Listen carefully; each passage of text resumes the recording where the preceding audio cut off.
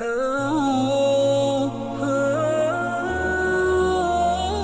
لیان کے مسئلے کے اوپر آ جائیں آپ کہ اگر لیان والا ایشو ہو جاتا ہے، اس طرح کا ایک ایشو نبی صلی اللہ علیہ وسلم کے مبارک زمانے میں بھی ہوا. اسی کانٹیکسٹ میں صحیح بخاری میں حدیث ہے انٹرنیشنل نمبر کے مطابق 5259.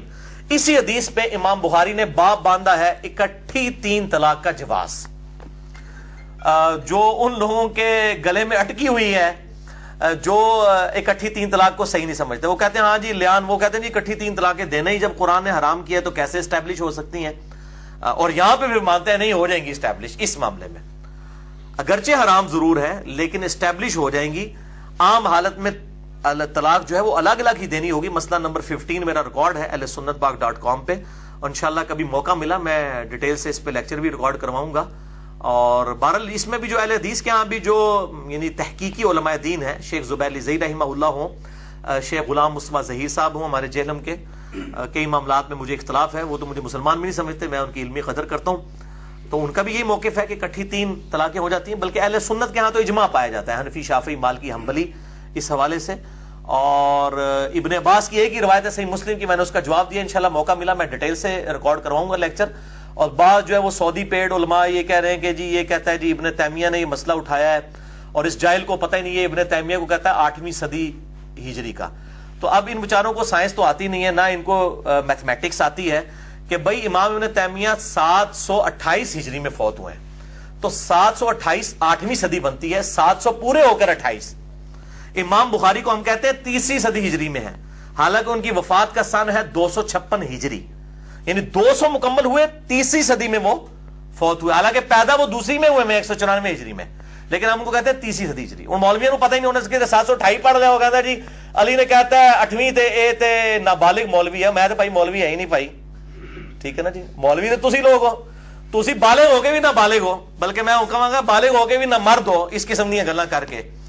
تو آپ اپنا یعنی کہ علاج کروائیں اس حوالے سے. اپنا علمی طور پہ نامردی ہے آپ کے اندر، میں وہ والی دوسری نامردی کی بات نہیں کر رہا. تو وہ کہتے ہیں ان کو پتہ ہی نہیں ہے، تو آپ کو نہیں پتہ ہی 8ویں صدی ہجری میرے بھائی 8ویں صدی ہجری بنتی ہے، 728 ہجری میں احمد ابن تیمیہ جو ہیں وہ فوت ہوئے ہیں. اچھا، اب اسی میں وہ کلپ کے اندر وہ کہتا ہے کہ جی وہ امام طحاوی نے جو ہے وہ اپنی کتاب کے اندر شرح مانی الآثار کے اندر نقل کیا ہے کہ جی اس زمانے میں امام طحاوی کے زمانے میں، اور میں تمہیں دس دیا کہ امام طحاوی بھی 4تھی صدی ہجری ہے، 321 میں فوت ہوئے لیکن وہ 4تھی صدی بنتی ہے، تو 321 پڑھ کے پھر نہ تمہیں پلیکھا لگ جائے. تو کہتا ہے امام طحاوی جو ہیں انہوں نے اپنی کتاب میں نقل کیا ہے کہ اس طرح کے گروہ بھی موجود ہیں جو 3 کو ایک سمجھتے تھے اس زمانے میں. تو وہ کہتے ہیں کہ جی دیکھیں اس سے ثابت ہوا کہ وہ تھے. میں نے اپنے لیکچر میں کہا ہے کہ صحیح سند کے ساتھ ثابت کریں.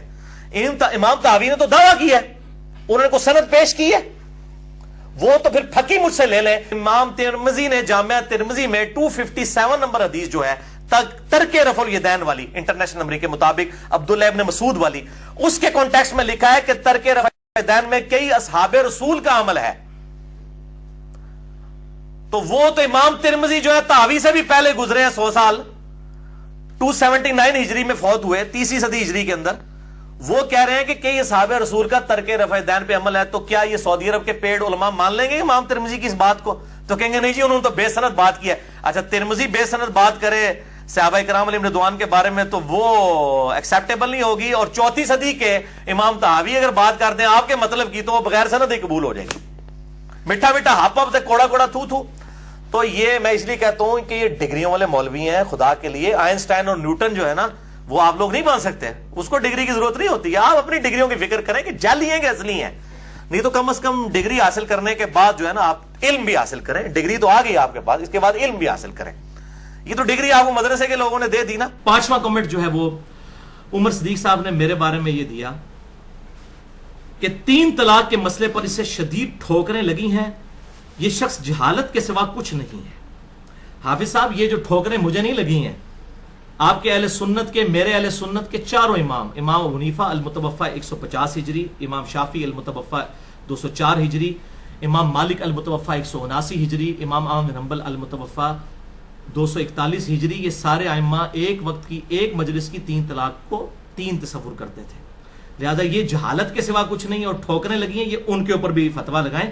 اہل سنت کا یہ متفقہ مسئلہ ہے. امام ابن تیمیہ سے پہلے کسی صحیح سند سے ثابت نہیں ہے کہ کسی نے 3 طلاق کو ایک تصور کیا ہو اور صحیح مسلم کی اس حدیث کی انٹرپریٹیشن غلط کی ہو. وہ انشاءاللہ میں اپنا کلپ بھی اس میں ڈال دوں گا, اس کی انٹرپریٹیشن کیا ہے صحیح. اور دور حاضر میں شیخ زبیر لزئی رحمہ اللہ, جن کو آپ کئی معاملوں میں اپنا استاد سمجھتے ہیں, ان کا تو یہی موقف تھا, ان کو بھی پھر جاہل ڈکلیئر کریں. اور انہی کے ایک شاگرد ہیں جو مجھے تو شاید مسلمان بھی نہیں سمجھتے, میں علمی طور پہ ان کی بڑی عزت کرتا ہوں, ہمارے جیلم کے جو ہے وہ غلام مصطفیٰ ظہیر صاحب, وہ بھی ایک وقت مجلس کی 3 طلاقوں کو 3 ہی سمجھتے ہیں. امام ابن ماجہ نے بھی باب باندھا ہے ایک مجلس کی 3 طلاقیں 3 ہوں گی سنن ابن ماجہ میں.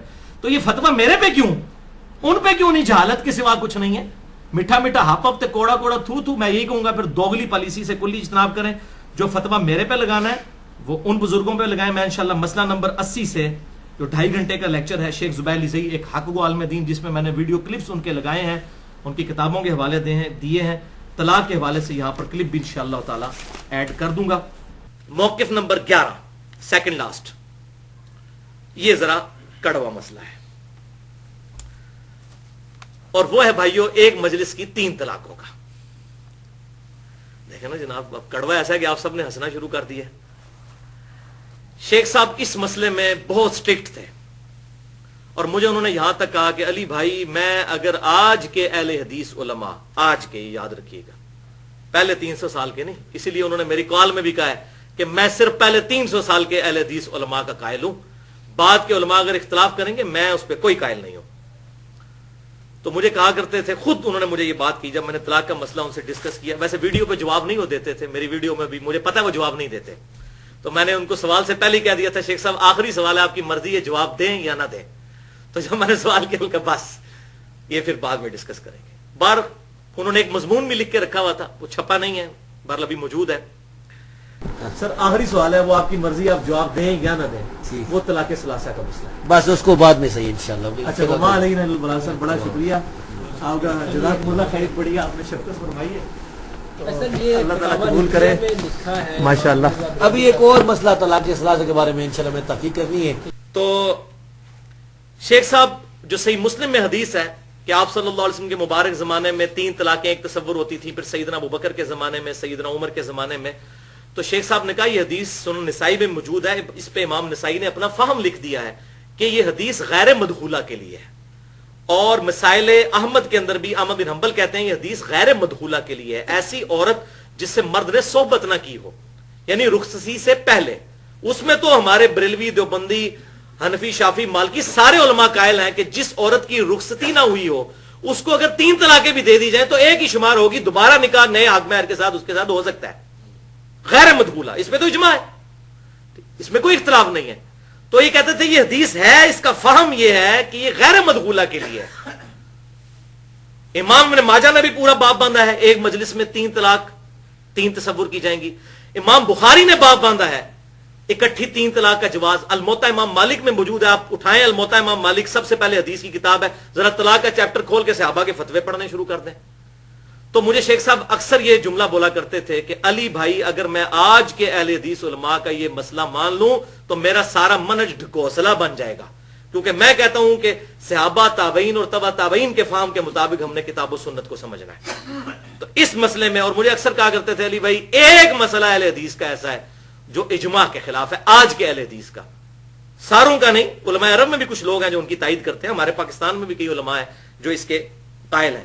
باقی یہ پہلی دفعہ مسئلہ اٹھایا امام ابن تیمیہ نے, 700 سال تک کسی نے یہ مسئلہ نہیں اٹھایا, اور ان کو وہ غلطی لگی صحیح مسلم کی حدیث کی غلط انٹرپریٹیشن کی وجہ سے. بہرحال اس پہ کسی کی تحقیق کسی نے کرنی ہو تو میری 25 منٹ کی ویڈیو ہے مسئلہ نمبر 15 کے نام سے, جس میں میں نے سارے دلائل ایکسپلور کیے ہیں. 3 طلاق کا مسئلہ حلالہ اور حرامہ, یہ دونوں اعتبار سے میں نے, جو حلالہ بھی بعض لوگ کرواتے ہیں نا جی, خیر ہے جی اب 3 طلاقیں دے دی ہیں تو ایک رات کے لیے کسی اور کے پاس معاذ اللہ بیوی رکھ دو, اور سنن ابن ماجہ میں پورا باب موجود ہے, حلالہ کرنے والے اور کروانے والے پر اللہ کی لعنت ہے. کتنی احادیث موجود ہیں والعیاذ باللہ تعالی. تو وہ اس طریقے سے یہ معاملات کرتے ہیں. بہرحال ایک جگہ شیخ صاحب نے لکھ دیا, وہ میں آپ کو بتا دیتا ہوں. یہ شکر ہے بڑی نیکی کی.